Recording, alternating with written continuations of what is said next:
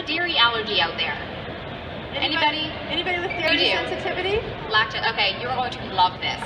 She's going to be like a god after today, I swear. Theresa Nicassio, she's the author of Yum, absolutely gorgeous book. She did all of the photography, and that blows my mind. She's not trained, but if you look at that book, you'd think she was a stellar food photographer. Today, she is whipping up, like I said, a cheesy, dairy-free broccoli soup. 2 key little secret ingredients, very tricky of her, and it will blow your mind. It's absolutely delicious. But she has a lot to get through today, so I'm going to let her have at her. So without further ado, please put your hands together for Theresa Nicassio. Hello, everybody, and welcome. Is everybody having a good time at the show? Yeah? Everybody kind of full? Yeah, great. Well, as Elisa was just talking about, I was talking with her beforehand. I feel a little bit like a rebel. I was actually going to call my book this Young Plant-Based Recipes for a Gluten-Free Diet that just came out in September. One of the first early title was going to be The Joy of Delish, which was kind of a jumping off of the joy of cooking, because I wanted to create a resource that was more than just some recipes, but something that could be a go-to for people. But in this case, a go-to for people, particularly anybody with special, who wants to eat extra healthy food, and especially for those with special dietary limitations. But then it became that I was feeling like a big rebel because, or renegade, because I was getting so much pleasure out of creating recipes, delicious recipes that were healthy too. Because the old way where I grew up is if something tasted good, it had to be bad for you. And there was this whole mentality that, it's like you're cheating or there's something guilty. And to be able to create guilt-free pleasures, I'm a psychologist, so as a psychologist, nothing makes me happier than to find ways to create more pleasure, create less guilt, and help people shift their mindset. So I don't think we mentioned, but this book, for some of you I recognize have been to my booth, has actually just won the award that every cookbook author dreams of winning. It is the GOURMAND World Cookbook Award. I just got notice of at the end of December that it is won for Canada. It is considered the best diet book in Canada and is automatically in competition now to be the best in the competition for the best in the world. So 209 countries are competing for best in the world, and I'm representing Canada with this book, and I'm super excited to share it with all of you. So that's my little plug on the book, and my booth is the second one up down there if you want to check it out physically in person.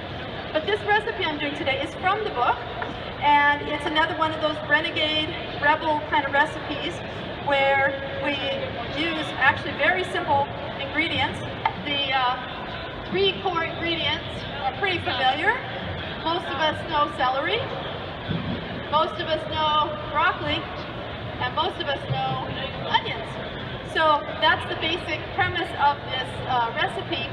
And then I have, 1, 2, 3, 4, 5, 6, 7 other ingredients, plus a little bit of oil to saute. And as Lisa was mentioning, I've got a couple of secret ingredients that I've done as kind of playing around with my own little self-created food scientist that I've become. So right now I'm just chopping some of the broccoli to have some of it ready for a little later. But before we get started, Elisa asked about who here has dairy sensitivities. So I'd like to get a poll. Who in the audience has food sensitivities at all that you're aware of? Raise your hands. Okay, quite a few of you. How about to gluten? How many here are sensitive to gluten? Okay, good.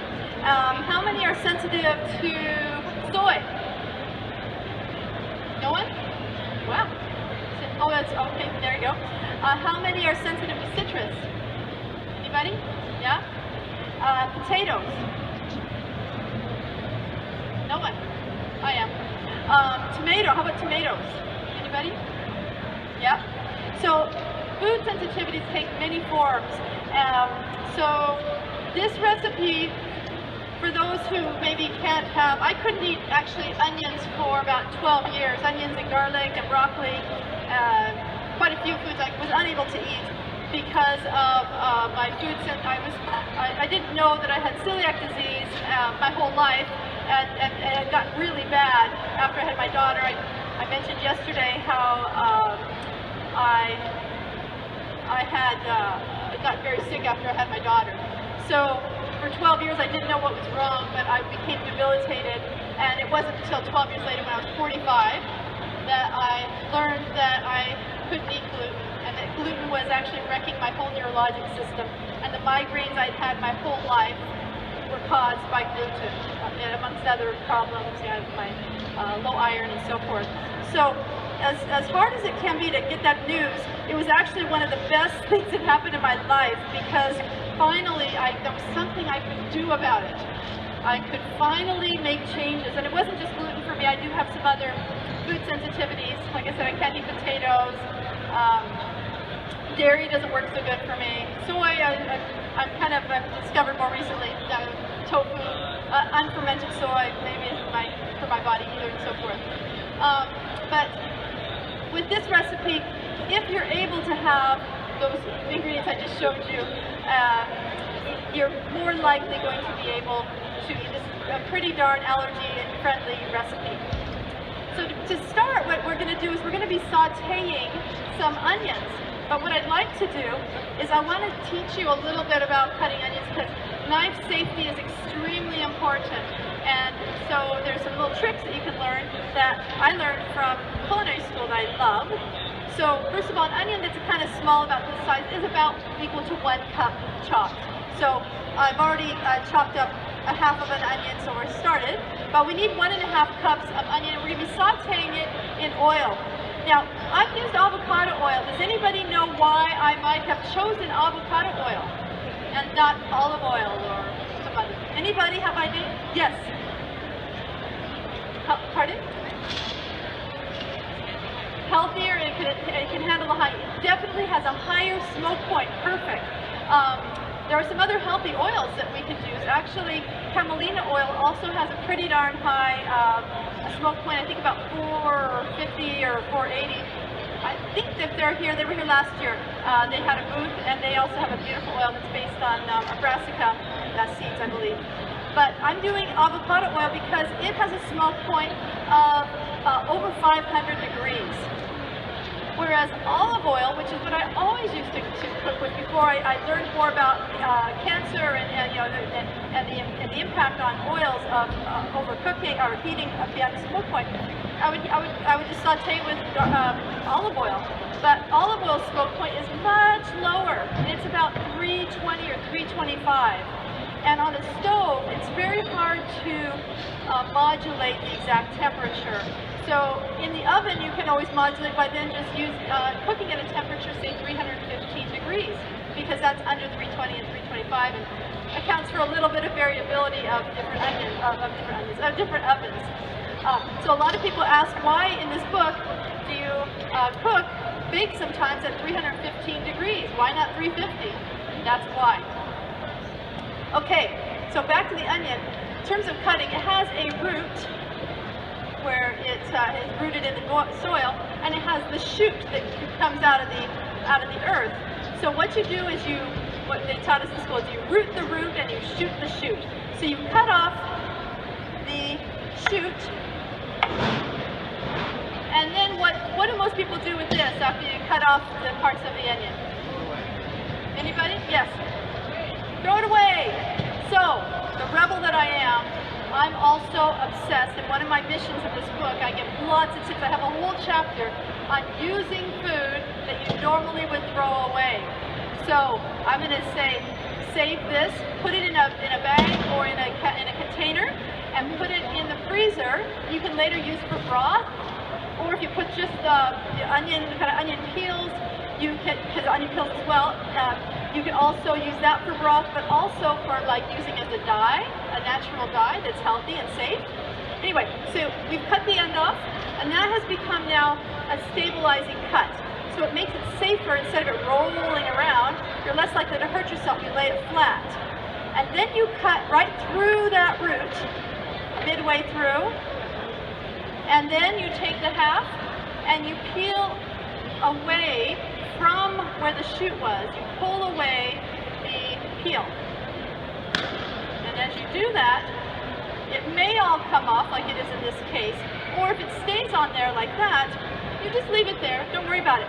And then what we're going to do is we're going to do like a starburst slices, so that, because we already have some natural striation slices, and it's going to make it beautiful. If we wanted to make julienne ones, all we would do is just leave it like this and slice it. But because we want to get small pieces that we're going to be sauteing, we're just going to go right towards the center, almost to the root. Almost to the root, and you keep your fingers well away from any risk of being cut. And then we're going to just do just little cuts there, as though if we were julienning, only now it's little mini pieces as opposed to big pieces. And as I'm cutting, and I'm going to be doing the other half of this onion, I'd like to open this up to questions. Is Elisa here too? Did she leave? I'm just not sure. She sometimes goes around with a microphone. Oh, you are? Oh, good.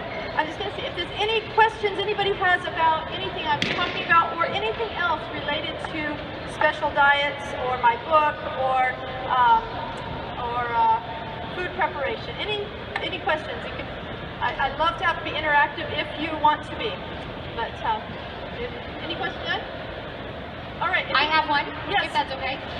Why raw food? What was that transition for you? Why did you decide to make the move to become a raw food chef? Good question. So I don't consider myself a raw foodie, but raw food, there's a lot of benefits to some foods being prepared raw, and there's some benefits to food being prepared cooked. For example, if you have beans have, when you cook beans, you're better able to access the minerals. They're rich in minerals. So beans are a fantastic food to cook in general in terms of maximizing the benefits. However, whenever you cook, so for example, like fruits and vegetables in general, the vitamins that are in fruits and vegetables are heat sensitive, and so you oftentimes kill off the vitamins and the enzymes and some of the other beautiful elements in it. And so that's one of the reasons. But the other reason why I decided to become a raw food chef is because the raw foodies have been, talk about rebels, they have been creating some really beautiful food and concepts that no one else could do before. I just want to talk about, you want to scrape only with the back of a knife, never with the blade. You want to save your knives. I mentioned yesterday my favorite example is zucchini.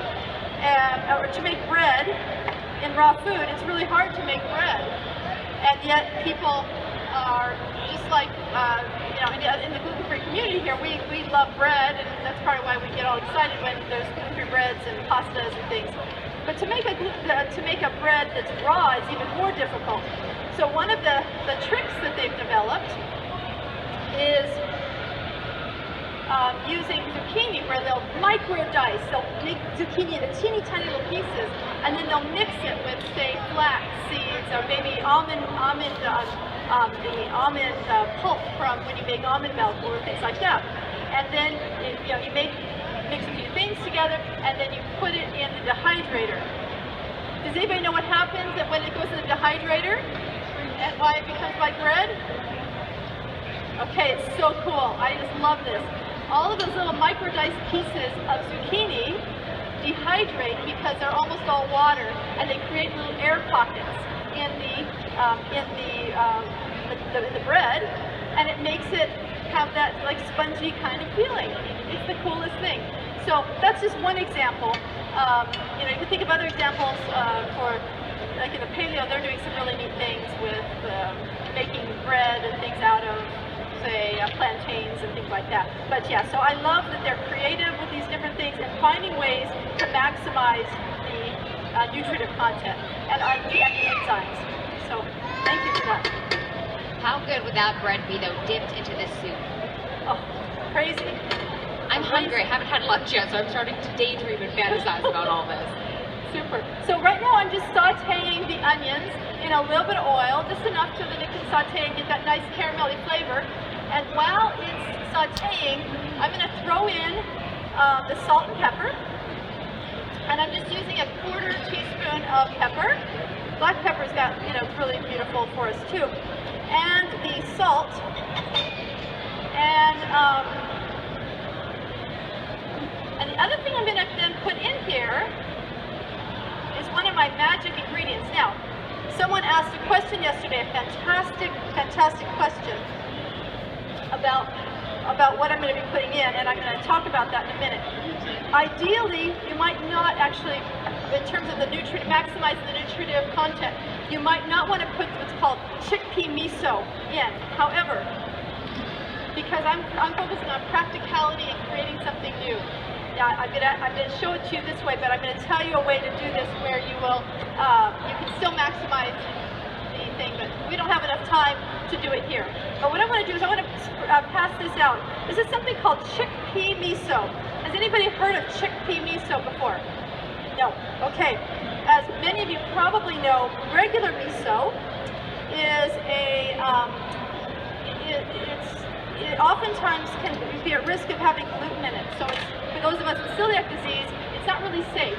But the chickpea miso, and there's other kinds of miso that are made. The chickpea is got a lighter flavor, and it has more of that stinky, soft smell that cheese has characteristic. You don't use much of it, but it's enough to change the flavor. But chickpea miso is also a perfect. It's a perfect complete protein. It's beautiful for your body. It's full of minerals and vitamins and so forth. But it's also a fermented product. So what the person asked about was, well, if you put it in now, won't you kill the beautiful, it's fermented, so won't you kill some of the beautiful beneficial benefits of the enzymes and so forth? And the answer is yes. So if you want to do this really right, you would save this and do this at the end, and you would get some of the soup. You would mix it in this paste in and make more food and stir it in. But just for practicality, we're just going to press it in because it is pasty and it sticks to itself otherwise. It's tricky to mix it up. And so I'm putting it in here. It still has all the mineral content, but yes, we do lose some of the optimizing of the beneficial elements. So I'm really glad that person asked about that yesterday. So any questions at this point about chickpea miso? Yes. A microphone? Oh. Pardon? How does it different taste from regular miso? Excellent. It's not as intense. Usually you need to use more of this, 2-3 times as much as miso, regular miso sometimes, depending upon the regular miso that you would have. So, I don't want it to have a rub. She's so sweet. I love this woman. Okay. Is that better? Is there less rubbage? Is that better? Thank you. All right. So we basically, you can see in the mirror probably, I'll show you. So I've just basically caramelized the onions, and I like to then add the vinegar. Now what the vinegar adds to this is, when you have cheese, it has that bite. And the more sharp the bite, the more acidic, and that more acidic flavor. So in my book, I have a more conservative amount of vinegar, and depending upon your taste, how sharp you like your cheese, or if you have kids oftentimes are very sensitive to things that are more intense. So probably I would say normally it's 1.5 tablespoons, but to taste. And in this case, because I'm using a coconut a coconut milk. I oftentimes use an almond milk. This has more sweetness, so I'm using even more. So I'm actually doubling the vinegar. So it's about 3 tablespoons of vinegar to help with this, you know, kind of that's the second one of my secret ingredients, which is more familiar, just white vinegar. And then we're going to add the milk. Now I call for 4 cups of milk. Why do I call for 4 cups? Because that's what's in a container. If you want to come home and you want to throw this together in 20 minutes, you can make this soup in 20 minutes flat. It's really awesome. So these containers come in they automatically have 4 cups in it.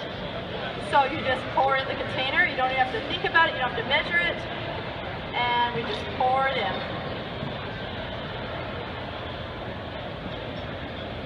All right. So yeah, when I'm doing events like this, I like to avoid using any nut products because, oh, I made a mistake. Well, this is exciting. We'll see what happens. This is real life now. Okay, because I was going to throw in the celery, 2 cups of celery. We have 1 cup. I'll just get it in there right now. We'll start cutting the next cup. So as most things in life, sometimes we fudge it, and we'll all get to be the taste testers and see if it works for us. You can let me know what you think of that. All right. So let me get cutting some more of the celery. Another cup. With the celery, the other thing, when you get to the end of the celery, you can actually reusing something that that you normally throw away is the base of the celery. So instead of throwing it away, has anybody ever put this in water and then had the celery grow again? Yes, it's so fun. It's so great to do with kids, and then you can even pluck little pieces of that, so you don't have to throw that out. All right, so I'm just going to throw this in. Question. Yes, my voice. Hello. Just ask a question. Does it have to be whole milk or 2%? Oh, I don't use regular milk. I use non-dairy milk, and in this case, I'm using coconut milk. If you do use dairy, if you do use regular dairy, use whatever you want. I don't know. I haven't tried it. I don't usually drink milk because it upsets my body. But yeah.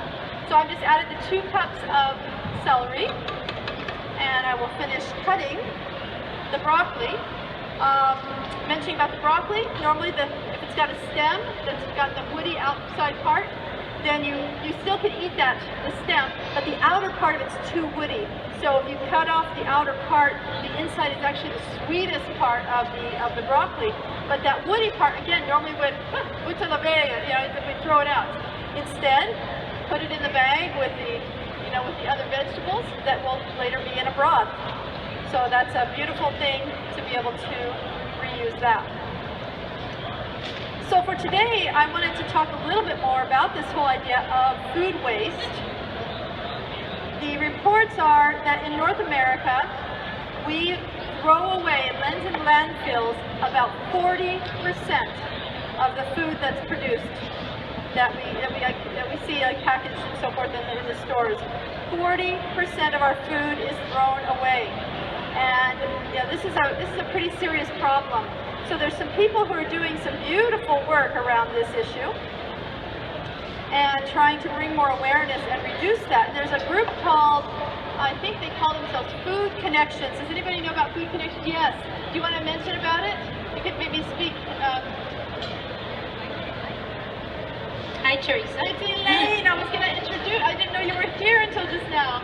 Perfect. So on May 27th, we launched something called Feeding the 5,000, and we wanted to raise awareness for food waste. And we did a 6-course menu, all using food that would have been thrown away.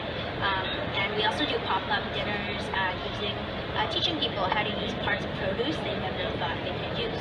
So yeah, that's my company, Food Connections, and Theresa wrote a bunch of recipes around food waste, how to use different parts of produce in her recipes in her blog. Thank you. Oh my God. A round of applause for Elaine. Thank you, Elaine. Yes. My goodness. Again, we have another 2-for-1 happening today. I like this. This is hilarious. I did not know you were there. I was going to mention there's a person I just met this last week named Elaine Chang, and she does this, and I do remember what it was called, and you were right, I looked at like, oh my God, I love this. Perfect. So, yeah, so I'm just throwing in these 4 cups of broccoli. You can use broccolette, broccolini, whatever, and we're just going to stir it in.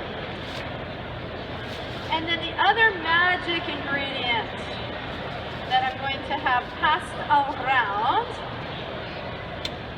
is something called nutritional yeast. Nutritional yeast. Now, nutritional yeast, unlike regular yeast or brewer's yeast, or I don't know, brewer's yeast. First of all, it tastes good, but it's an inactive yeast. It's been heated. And yesterday someone asked about it, and I don't know why I had a little brain part or something there. I couldn't. I forgot this. I'm going to put it so you can actually feel it if you want. This nutritional yeast is inactive, so it's not harmed by heat. And just like the miso, it's also a complete protein. So anybody who's eating a vegan diet, I'm putting 1 cup of it in here. It's filled with like 18 different aminos, so essential and non-essential amino acids. The chickpea miso has all 8 essential amino acids. But it also, the nutritional yeast is also full of B vitamins in a big way, and oftentimes it's fortified with even extra B12. So again, for people who are eating a strictly plant-based diet, this is an amazing food. And it also, in just 2 tablespoons of this powder, which smells cheesy, it has 3 grams of protein, 2 or 3 grams. Depending on which one you get. 3 grams of protein in 2 tablespoons of this little funny powder. And it has virtually 0 sodium, and yet it tastes salty. And it, like I said, it has that cheesy flavor, and both the miso and the nutritional yeast have that umami flavor, which is that middle flavor that when you don't cook with dairy, you start to really miss, because that's when we add cheese, it just like, we feel like, oh, it's not this empty flavor. And so now we're able to recreate it with this soup, which I'm so happy to share with you guys. So basically, depending upon how crisp or soft you like your broccoli or your vegetables, you then can stop it at pretty much any time. I'm going to let it though stew for a bit more, just because I think you'll like it a little bit more. And I'd like to open up again to questions. Any questions? Nutritional yeast? Yes?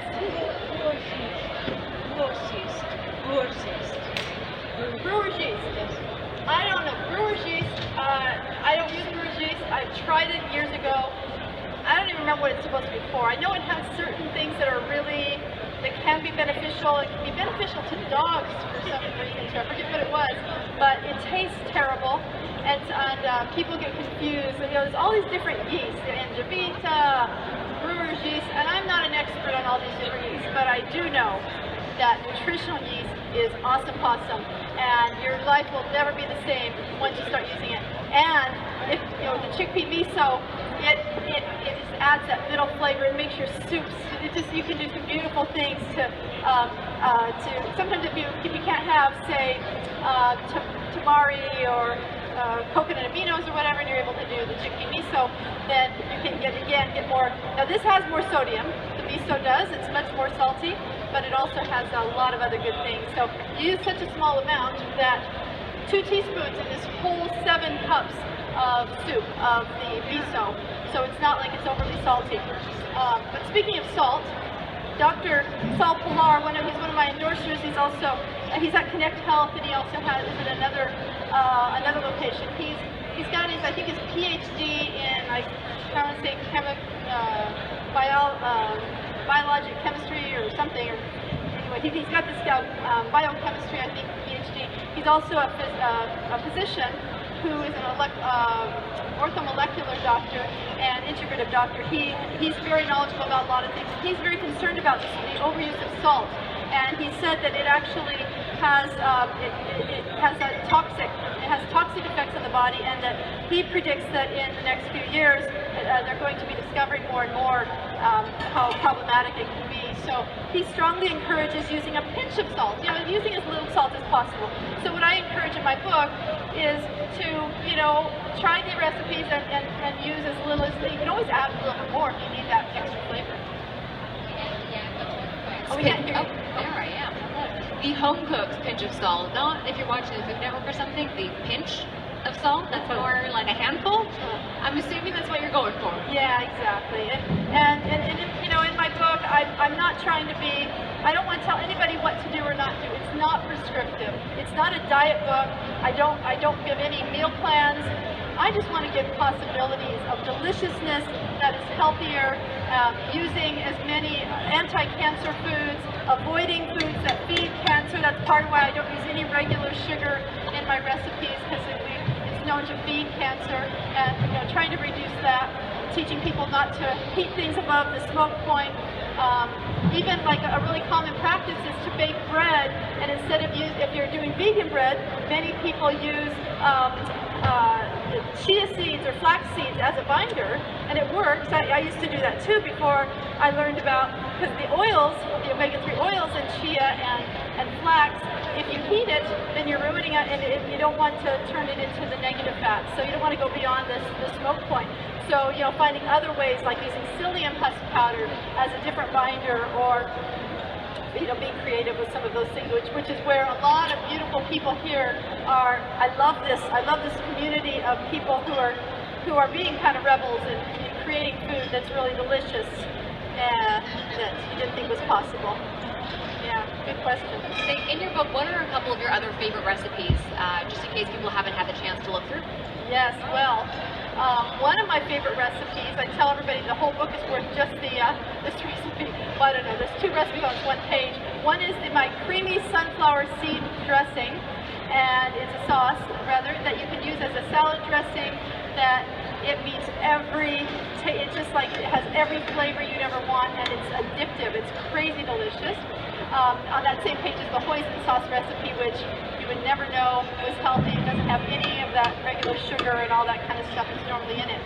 And another one that I'm so excited, there's of course the nori rice paper wraps, which is fun, but the other one that I'm super duper excited about is the fact that I have broken all the rules in creating a buttercream frosting that has no sugar in it, and it's diabetic friendly, and it uses no butter or margarine or shortening or lard, anything like that.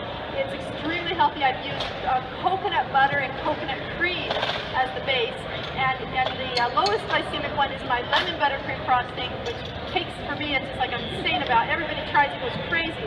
In 3 cups of frosting, I use 2 tablespoons of maple syrup and 1 tablespoon of chicory root inulin with a tiny bit of stevia in it, and it is to die for. So now people with diabetes can enjoy having, being part of the celebration if we can change the way we think about it. It's a standard North American tradition is to have cake with buttercream frosting. So kids, when we've got a diabetes rate, right now the World Health Organization just reported a couple months ago that in the U.S., 49 to 52% of the population in the U.S. has prediabetes or diabetes. So something's got to change, and that's part of why I'm doing this work. My dad had diabetes. He didn't have either of his feet when he died, or low legs. He had dialysis. His kidneys, failed. I've seen it, and it broke my heart witnessing it, and hearing about the rise in childhood diabetes. It's really breaking my heart. So I felt like, okay, I'm just one little person, but if I can create something new that can maybe be a source of hope, then that's what I'm doing. And so I am super proud of that recipe. And from the book, for your broccoli soup, since we are here for the soup, how do you finish it? How do you finish it? Well, I'm going to test it. I think it's done. And I'm going to be passing it out in a flash. There's nothing else we would do. This is it. It's pretty low tech. In your book, you do have, if people want the option, if you just want something a little creamier and even more, hearty and welcoming and you can puree it as well, right? So stick a little immersion blender in there. Yeah, you can puree. Now, if you look in the mirror, you can see that this is nice and yellow with the green pieces, and so it has that cheesy look. You can puree it, it will make it all look more uniformly green, and that makes it look, it gives it a different texture, yeah, a little thicker texture, and not the separation. Thank you for reminding me, absolutely. I'm just a fan, and I read through the book, so I'm like, oh, mention it. Okay, I'm going to try it, make sure it's all good, doesn't need any adjustment. Drum roll, everybody, the taste test. And, chef? Very good. So my little mishap didn't make an ounce of difference. I love this soup. I mentioned yesterday that because I was preparing this with trying different milk, I made it a couple different times to make sure that it all worked right. I really wanted to do coconut milk, so I was super happy when that worked. I'm going to double up the cups. I don't have a spoon, but I'm going to double up the cups because yesterday it's so hot that it's all soft on the bottom, so hopefully this will make it easier. So it'll be a little fun to eat, but I think you can handle it. But what I did was I had some other soup. I had a Moroccan carrot soup, and I also had just a little leftover of that, and I had a little leftover of a butternut squash soup. It was really delicious too. But when I thought, what would happen if I put about half, so I took a couple spoons of the broccoli soup and a couple spoons of the other, I put it together, I mixed it. Holy cow, fantastic. So I think I was like, okay, there's lots of possibilities here for new recipe development, and I encourage you to experiment with having fun, just playing in the kitchen with possibilities, because it's so much fun. So I'll just start with these. Someone just came and delivered a nice little assistance for the soup. We have spoons, everybody, we have spoons. Well, that's a bonus. Thank you. Okay, I'll just start spooning it up. Amazing. So I know you guys had a lot of food today, but are you guys still a little hungry? You still want a little broccoli soup? All right, you guys, put your hands together for Theresa Nicassio.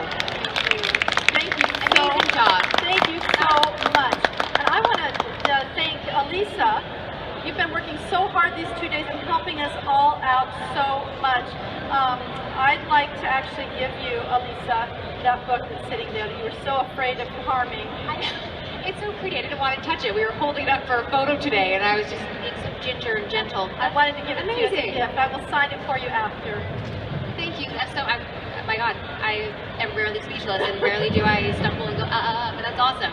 Thank you. I want you to enjoy it. I think you'll enjoy it. That's amazing. You're going to love it. My fiance is going to love it. Yeah. Well, then you'll love it too if you hang out with him, because you'll benefit from the food too. Absolutely. We do actually have a book here. If we have any Facebook fans in the audience, there is a book that a Facebook fan won. So just a quick note that before the show does wrap up, the book will be waiting over at the Yum booth. Yes, it will be. And also, if anybody hasn't yet, if you would like to get a free copy of or enter to win for the draw for the free copy, we have not drawn it yet. So you can do that after we finish. We'll be doing it just at the end of the show. So just after kind of everything ends. So if you haven't done it yet, you might want to do it before you go. You don't have to, but if you want to, it'd be great. Okay. And we'll have samples waiting up on the side. We'll have some spoons today, which is amazing. That is definitely a bonus. It makes eating a lot easier, but it is worth, like, spoon or not, it's just worth eating. It's awesome. But thank you guys for being an amazing audience today. Did you guys have fun this weekend? Come on, it's Sunday fun. You can get a little louder than that. You've all had your coffee. Thank you guys so much. Enjoy the rest of your night. We do have a few minutes left at the Gluten-Free Expo, so please do run and explore and check out every booth that you have yet to explore. Thank you guys. Thank you. Have a great day.